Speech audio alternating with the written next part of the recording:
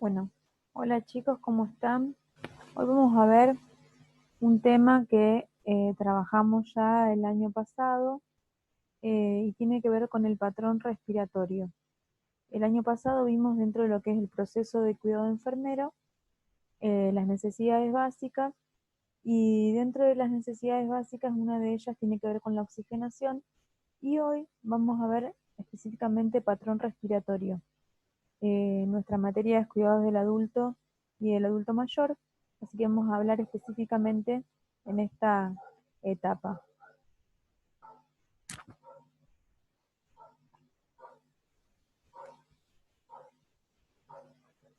Bien, vamos a recordar lo que ustedes ya habían visto en biología, la propiedad elástica de la pared torácica y de los pulmones.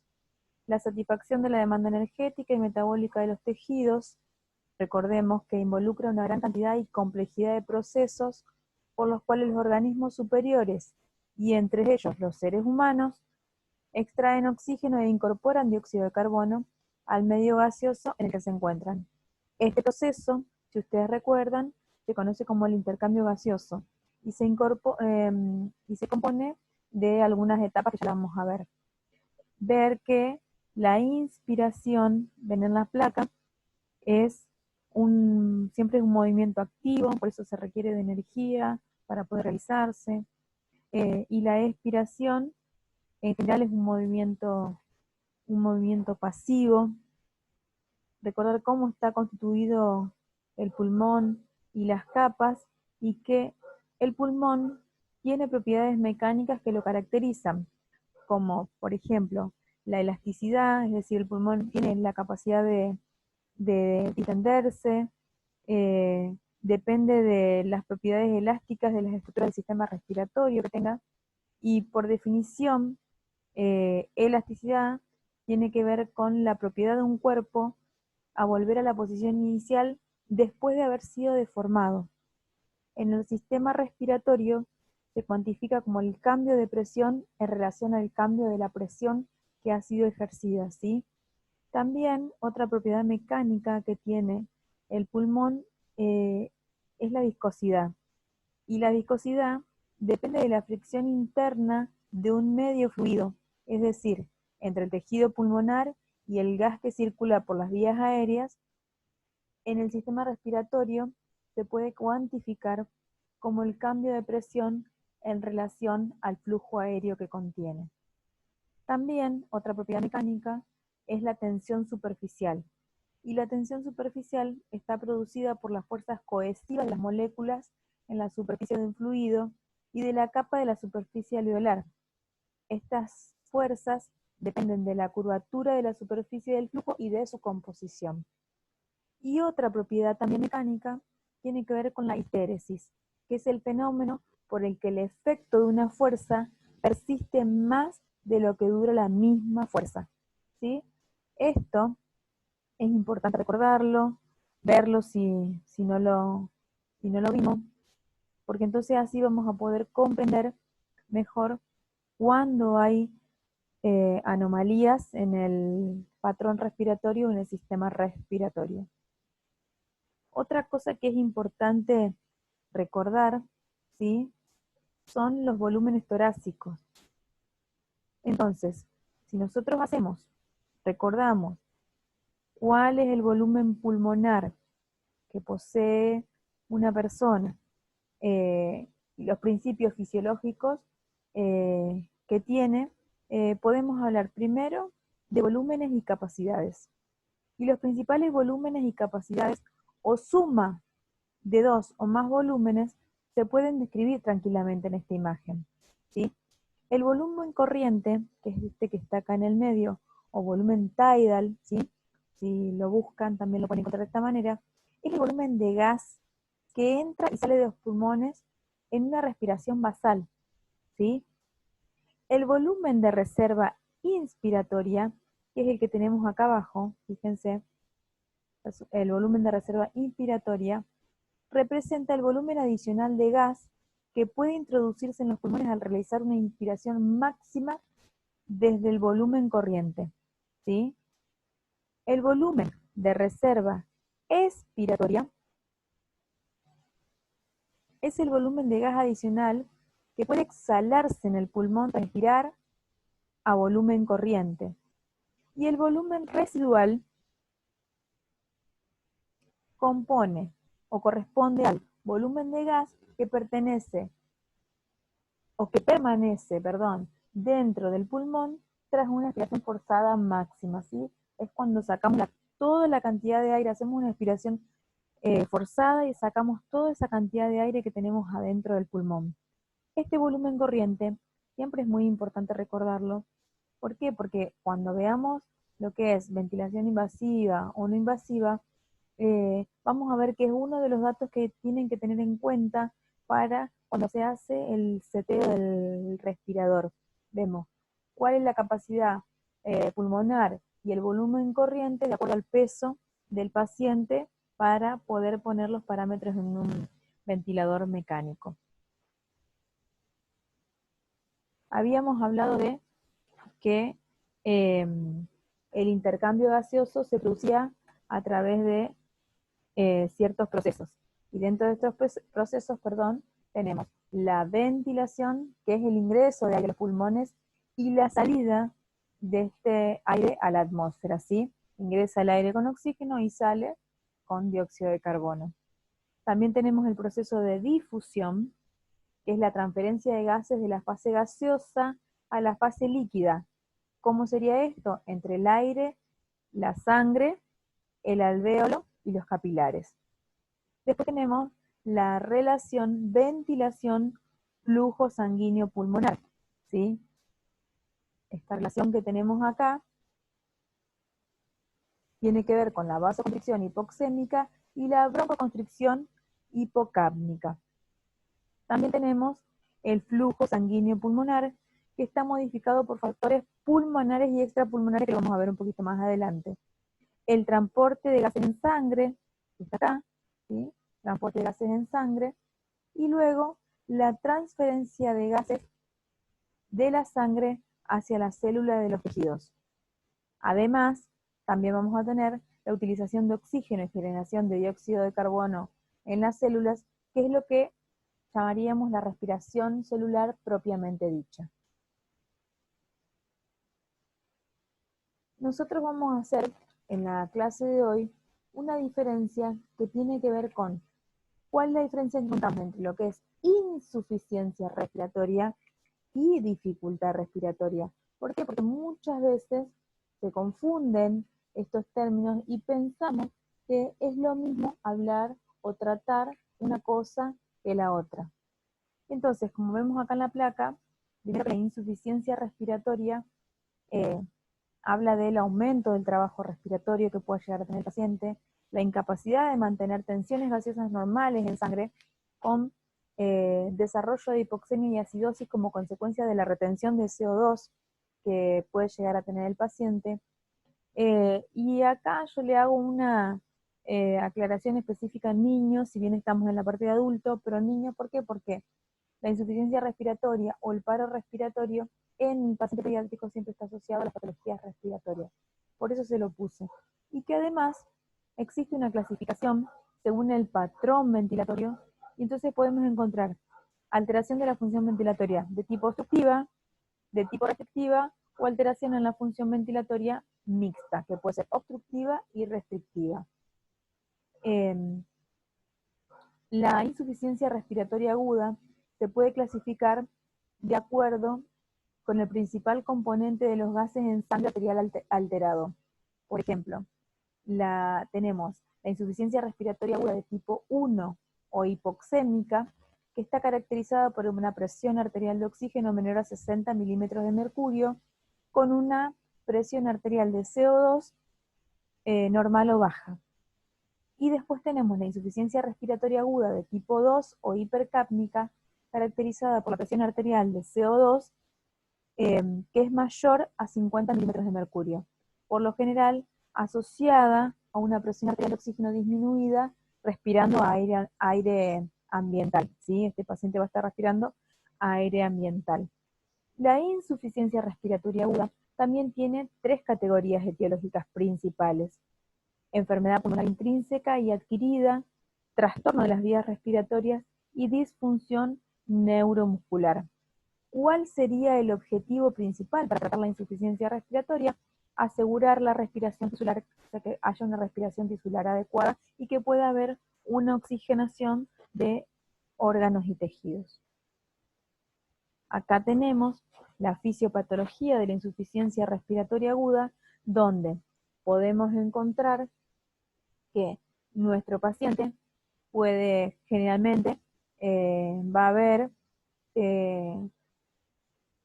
desde el punto de vista fisiopatológico, las causas de intercambio gaseoso pueden ser anormales y se van a dividir en todos estos que están acá alrededor, como por ejemplo la disminución de la presión inspirada de oxígeno, ¿sí? La disminución de presión inspirada de oxígeno, la alteración de la difusión, la alteración de la ventilación, perfusión, esto es importante que lo recuerden, BQ significa ventilación, perfusión, que lo vamos a ver más adelante.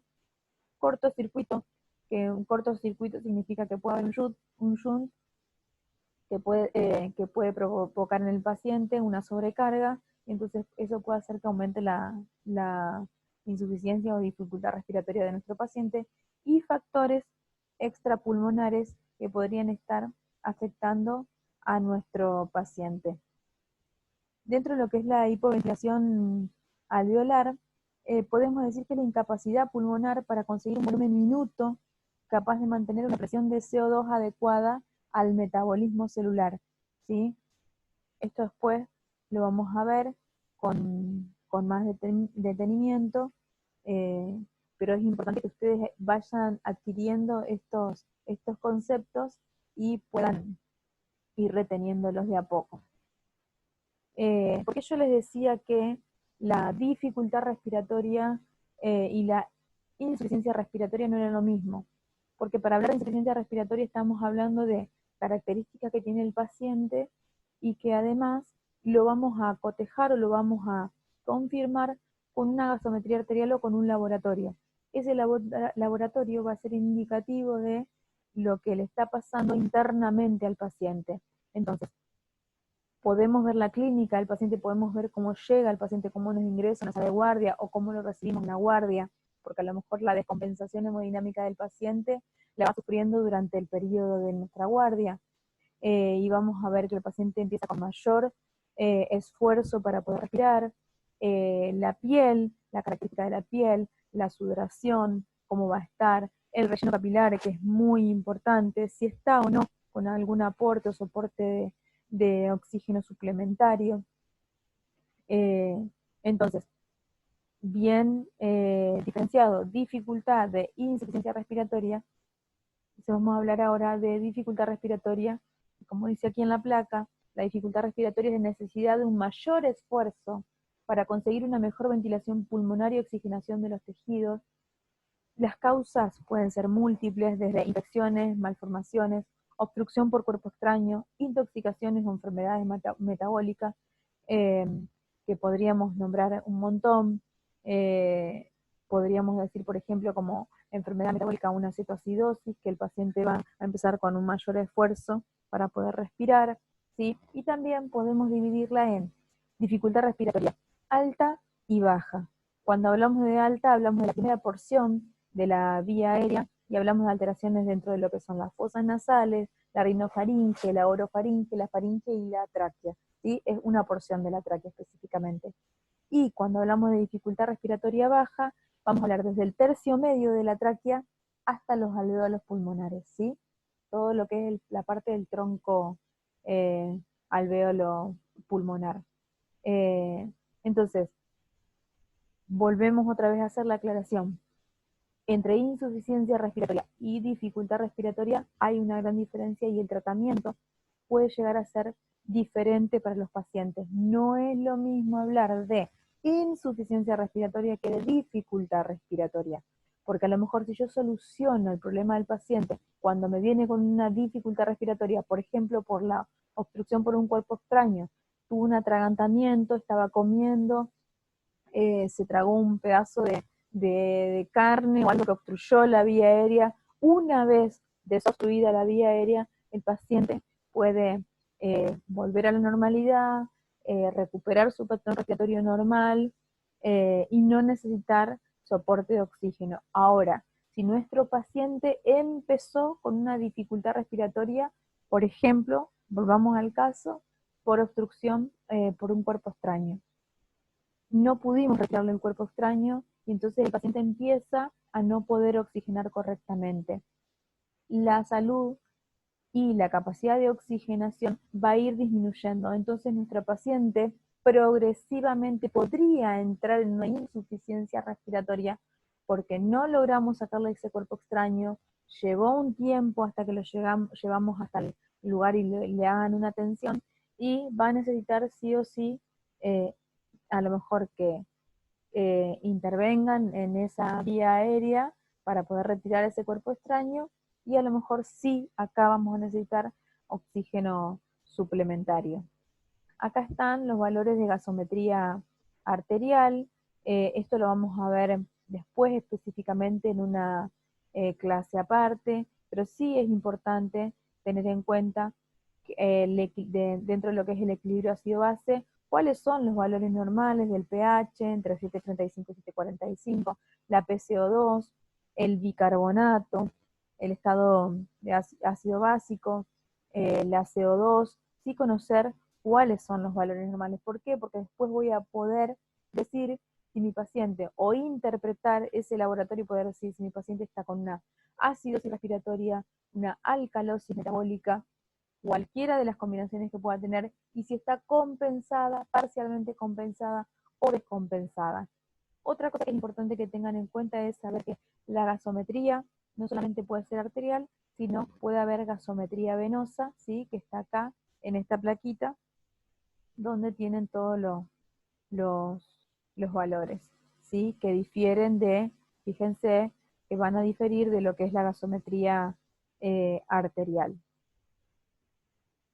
Dentro de lo que son los cuidados de enfermería, y esto nosotros lo vimos el año pasado, tiene que ver con el reconocimiento de los materiales y del oxígeno que le vamos a administrar a nuestro paciente, ¿sí? Conocer y saber cuáles son los dispositivos o los sistemas de alto flujo y cuáles son los sistemas de bajo flujo, y saber cuál es la fracción inspirada de oxígeno que le voy a proporcionar al paciente, porque no es lo mismo administrar oxígeno suplementario a un paciente con una nariguera o una cánula o bigotera nasal a 2, 3 litros de oxígeno que aplicar oxígeno con una máscara simple 5, 6 litros de oxígeno. No estamos entregando la misma FiO2 y deberíamos poder reconocer cuáles son los materiales que necesitamos y proporcionarle al paciente la oxigenación, la oxigenoterapia adecuada. Fíjense acá que tenemos desde el que entrega menos FiO2, desde el que entrega menos FiO2, como son las narigueras o gafas nasales, al que entrega mayor FiO2, que es la máscara con reservorio. Pero dentro de todo esto nosotros teníamos además otras grandes diferencias, por ejemplo, las máscaras que había unidireccionales, bidireccionales, ¿sí? Y otro tipo de dispositivos que vamos a ir viendo más adelante, y los cuidados que tenemos que tener con la oxigenoterapia. Recordar también que el oxígeno es un medicamento y que como tal debe ser indicado y tiene que tener prescripción médica. Otro cuidado de enfermería, y acá nunca nos vamos a alejar de lo que es el proceso de atención de enfermería, es la observación, valoración una vez que nos ingresa paciente, o cuando tomamos la guardia y nos toca recibirlo en la sala. Vamos a ver cómo está ese paciente, qué características tiene, cómo está posicionado, si está en una buena posición, si está en posición de Fowler, en una posición que a él lo mejore, que pueda estar más confortable y realizar un buen intercambio gaseoso y tener una buena respiración. Los controles de signos vitales, que acá me voy a detener un poco para decir, el control de signos vitales no es solamente un número, registro el número que me dio el termómetro, el número que me dio el saturómetro. Es ver no solamente las constantes vitales y tomarlas, sino ver al paciente cómo está. y si son coincidentes unas con otras, las características del paciente, y vuelvo a lo que les decía antes, la dificultad que presenta el paciente, el color de la piel, si está cianótico o no, y si está cianótico en qué áreas, si es peribucal, en la punta de la nariz, lóbulo de la oreja, en las extremidades, cómo está el relleno capilar, cómo está ese paciente, si está sudoroso, si está febril, si le hice lo que tenía que hacer para bajar la temperatura. Otra cosa que puedo hacer dentro de los cuidados de enfermería pueden ser aspiración de secreciones. Eh, Puede llegar a ingresarnos un paciente que venga con ira o con dificultad respiratoria también por causas, por ejemplo, extrapulmonares, y nosotros tengamos que hacer aspiración de secreciones a través de la cánula traqueal, ¿sí? Porque puede venir traqueostomizado y también puede tener todas las características o alguna patología específica respiratoria.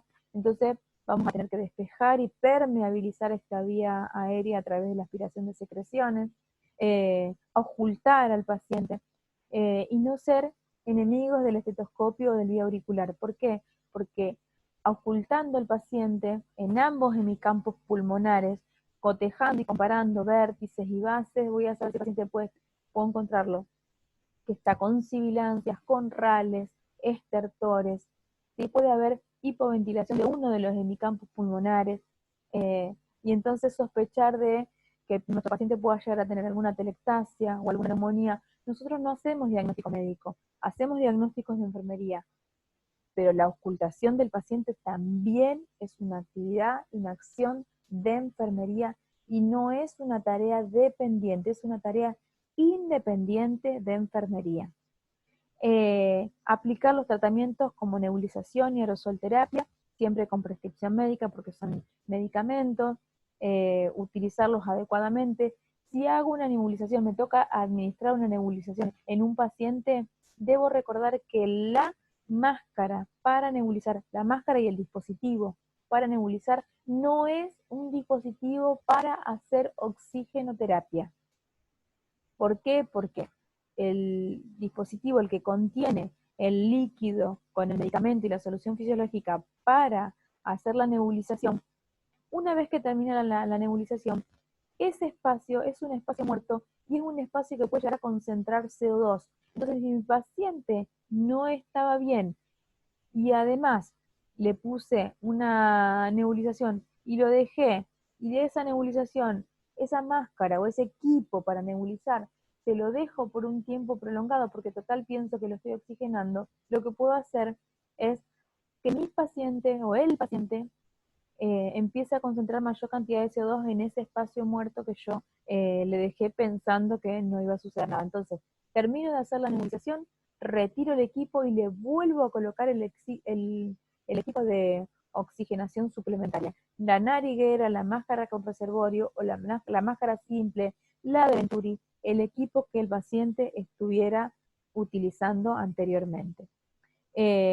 Acá, bueno, oxigenoterapia, reconocer los diferentes tipos de dispositivos, saber decir si son de alto flujo, sistemas de alto flujo o de bajo flujo, ¿para qué? Para proporcionar mejor cuidado o para sugerir también, porque como enfermeros también podemos sugerir, si vemos que no le está alcanzando con el oxígeno que le estamos suministrando a través de una nariguera o una máscara simple, poder avisar, dar aviso al médico, decirle el paciente no mejora, el paciente desatura o no está dentro de los parámetros normales, podríamos a lo mejor progresar hacia una máscara con reservorio para mejorar la oxigenación del paciente. Siempre vamos a reevaluar la función respiratoria del paciente. Vamos a aplicar un tratamiento, lo que nos hayan indicado, vamos a hacer las acciones de enfermería y posterior a eso vamos a reevaluar si lo que nosotros estamos haciendo está dándole resultado al paciente o debemos reevaluar y sugerir, como les decía recién, otro tipo de tratamiento u otro tipo de acciones que mejoren la salud del paciente. Probablemente este paciente, si está con insuficiencia respiratoria, puede que quede a dieta cero y empecemos con un plan de hidratación parenteral. Aquí tendríamos que tener en cuenta que para realizar esto vamos a tener que colocar una vía periférica y empezar con el plan de hidratación. Vamos a canalizar una vena y vamos a empezar con el plan de hidratación y el tratamiento que el médico nos indique. También esto sí es una tarea dependiente. Puede nuestro paciente tener o no la indicación de colocación de sonda nasogástrica. A veces se coloca una sonda nasogástrica porque el paciente está muy distendido, necesitamos que la cavidad gástrica eh, eh, no quede tan distendida, entonces muchas veces se coloca la sonda nasogástrica para drenar, porque el paciente pudo haberse alimentado, para evitar las broncoaspiraciones, eh, y dejar en reposo el estómago. Y aplicar el tratamiento cualquiera sea que nos hayan indicado: tratamiento antibiótico, antitérmico, nebulizaciones, ¿sí? Todos los tratamientos que nos indiquen. Bueno, hasta acá es lo que íbamos a ver sobre eh, las diferencias que hay entre insuficiencia respiratoria y dificultad respiratoria. Además, también recordamos un poco sobre eh, el pulmón, las capacidades que tiene, cómo está compuesto, pero esto es algo que ustedes deberían eh, rever para ir entendiendo más sobre la fisiopatología y las enfermedades